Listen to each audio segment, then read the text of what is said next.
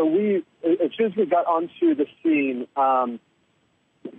we were, maybe a minute after the first bullets and explosions happened, and it seemed to be something much bigger than just a robbery. What we heard immediately once we were on scene was that there were a number of men that had instigated the attack, and so it seemed pretty clear from the beginning that it was not just a robbery.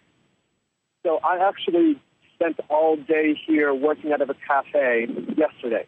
And I'm here all the time.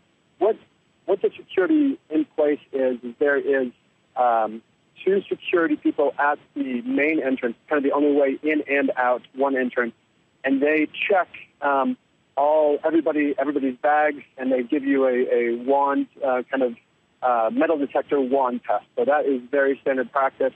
I assume that was in place today. What I can say is that I've heard from at least 10 witnesses that the attackers were armed with assault rifles, 3 of them carrying extra clips of ammo, kind of harnessed over their shoulders in ammo belts.